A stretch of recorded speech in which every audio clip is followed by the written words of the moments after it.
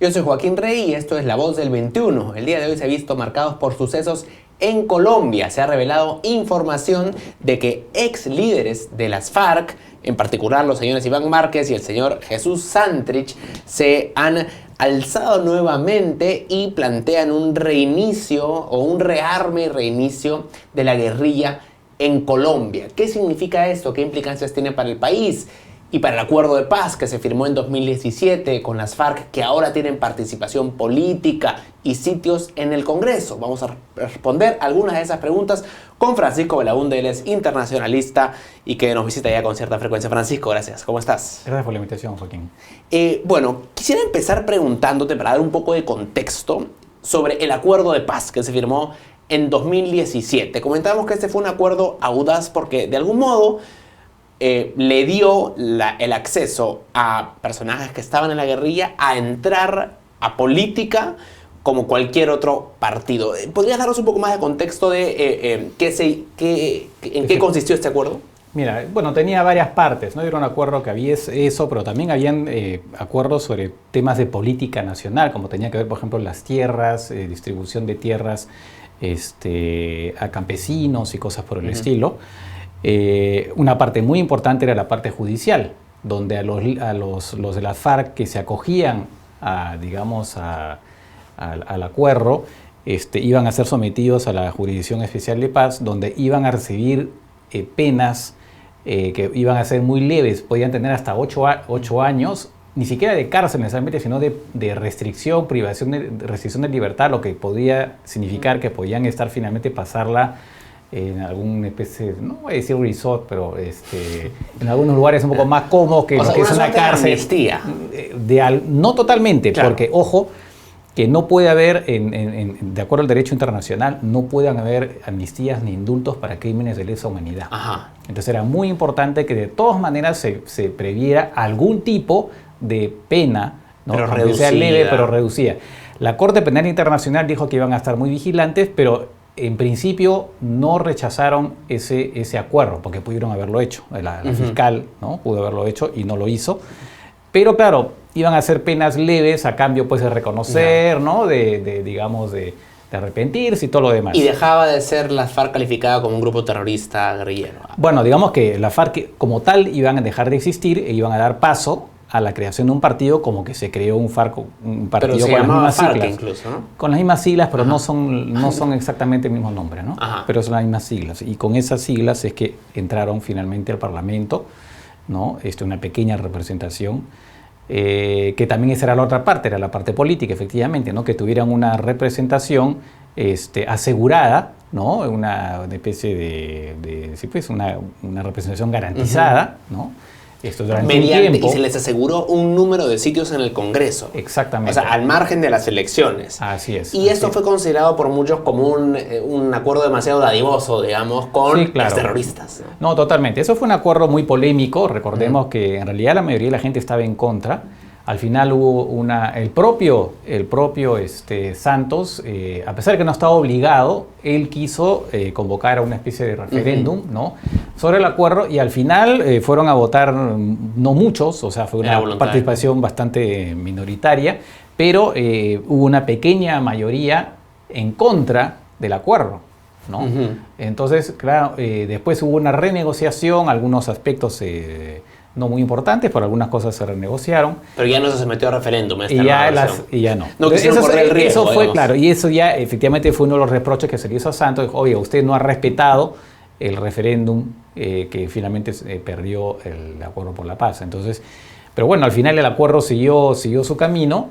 Se ha venido aplicando con problemas, porque se supone que implicaba, entre otras cosas, que los guerrilleros se desarmaban, entregaban todas las armas, ¿no? Que es una cosa que se hizo, y se iban a estacionar una serie de zonas que se llaman zonas veredales, donde estarían ahí un tiempo, y también, entre otras cosas, se les iba a facilitar la reincorporación a la vida civil, donde se les iba a capacitar, en fin, para que pudieran encontrar un empleo, ¿no? También se les previó que se les pagaría una especie de subsidio durante un tiempo para que pudieran mantenerse.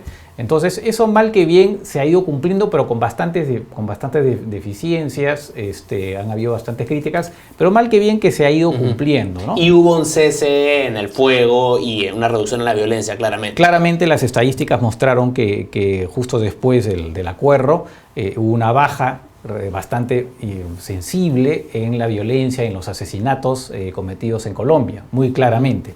Lo que sucede es que ahora como que está otra vez resurgiendo, ¿no? Porque no hay que olvidar que, claro, las FARC dejan una serie de zonas y entonces hay un vacío. Y entonces ahí hay una competencia entre el Ejército de Liberación Nacional, estos grupos disidentes de la FARC que nunca quisieron aceptarlo, el acuerdo, y también grupos criminales, narcotraficantes que existen, ¿no? Me gustaría profundizar sobre el ELN, el Ejército de Liberación Nacional. Este es otro grupo que no se plegó a este acuerdo. Entiendo que hubo una aproximación primera, pero no se llegó a concretar ninguna negociación final. Claro, la idea era que así como se negociaba con las FARC, se negociara también con el Ejército de Liberación Nacional, que es un grupo bastante más chico. Estaremos hablando, no sé si 2.000, 3.000, alrededor más o menos de... Y las de FARC hombres, más o menos en términos estaban de... en 7, ¿no? Bueno, las FARC habían sido mucho más, pero ya cuando negocian estaban, porque habían sufrido derrotas... Se habían debilitado. Y creo que estaban alrededor de 7, una cosa así. Ya el Ejército de Liberación Nacional pues tendría unos 2.500, 3.000... Pero siguen siendo, bueno, son una fuerza que en medio de todo sigue causando estragos, ¿no? Y entonces la idea era negociar con ellos, pero ellos son mucho más duros, son ideológicamente más duros que las FARC, entonces, y sus líderes, hay uno en particular cuyo nombre se me acaba de escapar, que es uno de estos duros de los duros, ¿no? Al final, la idea era, como en el caso de la FARC, negociar sin cese el fuego. Las acciones continuaban, pero la FARC tuvo el gesto de declarar un cese de fuego unilateral, cosa que el Ejército de Liberación Nacional no ha hecho. Al final, cuando ya las negociaciones estaban por terminar, y el gobierno efectivamente también cesó sus operaciones contra la FARC. Pero acá en este caso, el Ejército de Liberación Nacional simplemente no aceptó eso, y más bien se siguió con los secuestros, que es uno de los crímenes más graves, ¿no? Y además, recientemente, bueno, hace unos meses, hizo un atentado muy grave en un cuartel en Bogotá que mataron como 27 personas. Ahora, este aparente resurgimiento de un ala, por lo menos de la FARC, que se estaría volviendo a armar, de alguna manera pone en evidencia que el acuerdo no fue tan exitoso como en su momento se pensó. ¿Esto apunta a una falencia del acuerdo de paz? Digamos que no es lo exitoso que totalmente Juan Manuel Santos pudo haber pensado que podía ser, ¿no? Sí ha tenido algunos resultados, como digo, en la baja, digamos, el impulso de la violencia, ¿no? Pero definitivamente no es que haya vuelto, digamos, no es que el país esté en paz, obviamente que no lo está, porque hay muchos grupos, todavía, como decía, hay varios grupos que siguen combatiendo. Pero sería muy grave por parte del gobierno, por lo menos la primera reacción ha sido bastante positiva, en particular uno de los encargados digamos, que ve el tema de la paz en el gobierno, ¿no? Entonces él dijo... Porque sería muy grave, lo que quiero decir con esto es que sería muy grave que el gobierno de repente se tire para atrás en el tema de la paz, porque eso va a hacer que los que ya se habían acogido a la justicia transicional. Así es, regresen al monte, como se dice. O sea, sería peor, ¿no? Entonces el gobierno ha dicho, no vamos a abandonar a los que ya se han acogido. Y por su parte, Timochenko, que es el que, digamos, el líder de la FARC. Rodrigo Londoño, alias Timochenko, que fue el que firmó el acuerdo, él incluso ha pedido perdón al pueblo colombiano por este asunto y ha dicho que estas personas en todo caso se están excluyendo solas, pero que él y la gente que aceptó el acuerdo de paz se mantiene. Así es. Pero ahora el presidente Uribe, que siempre fue crítico del acuerdo de paz, ha dicho que esto es causal suficiente para pedir la reversión de este acuerdo. ¿Hay algo de oportunismo en esta postura? Sí, claramente, ¿no? Ahora, yo dudo que se vaya a ver una reversión, pero eventualmente van a haber seguramente intentos de revisar algunas cosas. El actual presidente Duque quiso revisar, por ejemplo, las capacidades de la Jurisdicción Especial de Paz en cuanto a oponerse a extradiciones. ¿no? Porque Estados Unidos, claro, mucha esta gente obviamente está implicada en narcotráfico, entonces Estados Unidos, como se sabe, SIM ha estado extraditando, ¿no? Colombia ha estado extraditando a Estados Unidos a gente pedida por la justicia norteamericana, por eso, incluido, por ejemplo, Jesús Santrich. Correcto. Que él fue Estados Unidos lo pidió, ¿por qué? Porque él, de acuerdo a lo que Estados Unidos informó, incurrió en un acuerdo de narcotráfico después, ¿no? Después del acuerdo de paz, lo que dice que ya no podía estar comprendido, ¿no? De hecho, él estaba prófugo cuando se ha registrado este video. Exactamente. Es más, él había sido encarcelado. Lo que pasa es que justamente la Jurisdicción Especial de Paz rechazó la extradición. Entonces, un poco que la Jurisdicción Especial de Paz está un poco en un terreno un poco inestable. Hay que ver que esta jurisdicción especial no solamente se encarga de juzgar a los de la FARC, sino también a los miembros de las Fuerzas Armadas. O sea, que cometieron excesos. Exactamente, ¿no? Entonces, está en una situación un poquito es una suerte de delicada. Justicia paralela, no es en las cortes del sistema judicial lo usual. Es una justicia transicional, ¿no? Donde que va a aplicar esas penas de máximo 8 años de restricción de libertad, en todo caso, a cambio de arrepentimiento y de incorporación efectivamente al proceso de paz. Ahora, ¿qué rol juega Venezuela acá? Porque una de las hipótesis es que el video en el que se ve al señor Santrich y al señor Márquez fue grabado en Venezuela. ¿Cuáles son los intereses, digamos, geopolíticos de Venezuela de reavivar una organización como las FARC en Colombia? Bueno, para empezar, Venezuela, el régimen venezolano creo que está bastante claro que está digamos, comprometido con el narcotráfico, ¿no? Y Venezuela es una zona de paso para el narcotráfico. Entonces, por ese lado, tiene un interés muy claro. Dos, evidentemente, hay unas afinidades ideológicas y tres, evidentemente, crearle problemas al gobierno colombiano pues les viene muy bien, ¿no? Es más... Porque Colombia es uno de los líderes de la oposición a Maduro. Exactamente, ¿no? Y entonces el Ejército, el ELN, ¿no? El Ejército de Liberación Nacional está presente, entiendo que por lo menos la mitad o un poco menos de sus fuerzas están en Venezuela, ¿no? Y el gobierno venezolano los utiliza para sus fines, y están metidos en una serie de negocios y todo lo demás. Entonces, para el gobierno venezolano esto es una muy buena noticia en todo caso, ¿no? Y es algo que probablemente ya lo sabían que iba a pasar, ¿no? Porque además, lo que sí, aunque el video no hubiera sido filmado en Venezuela, lo que sí se sabe, de acuerdo a lo que se informaron por parte del ejército colombiano, es que sí, tanto Santrich como Iván Márquez estaban en Venezuela en las últimas semanas.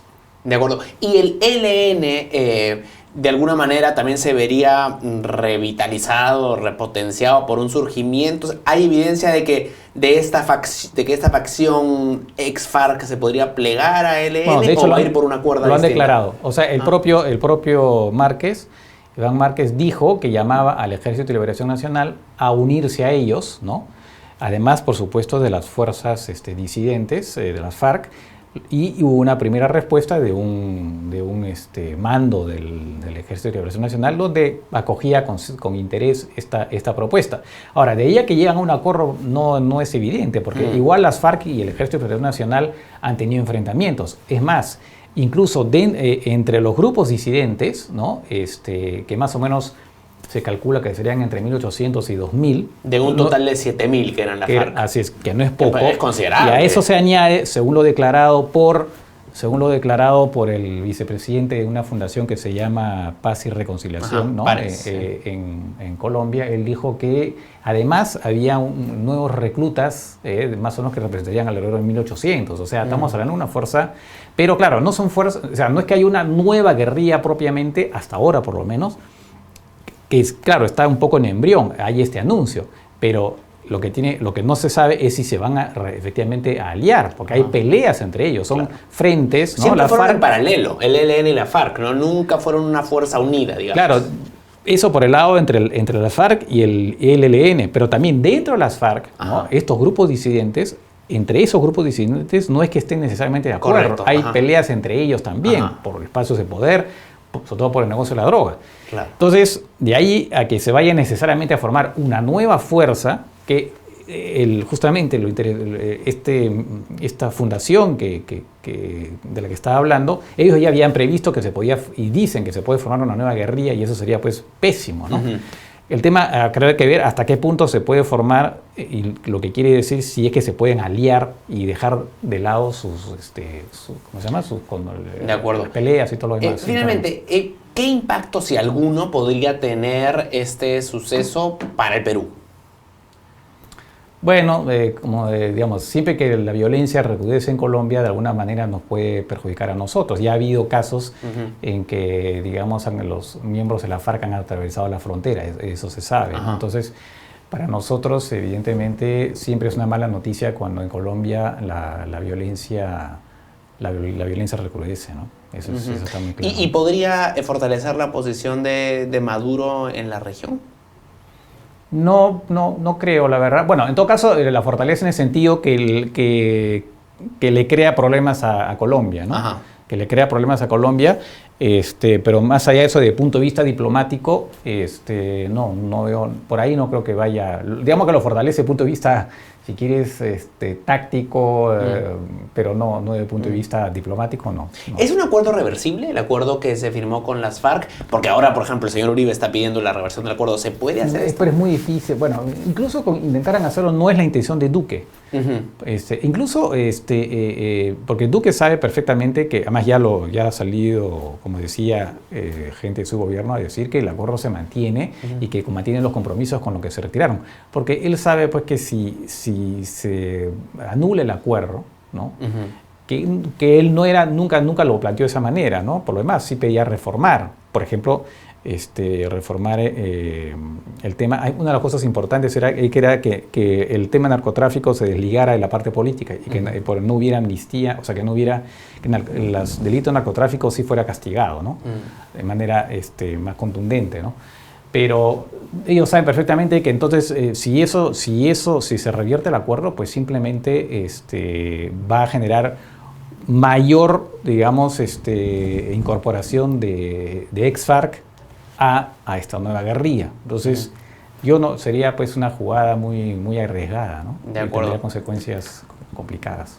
Francisco, te agradezco mucho. Para nada. Gracias. Francisco Belaunde, internacionalista, comentando los sucesos de hoy en Colombia. Esta es una noticia en desarrollo. Vamos a seguir con más información en todas nuestras plataformas. Pueden seguirnos en la web de Perú 21 Televisión y, por supuesto, mañana en la edición impresa de Perú 21.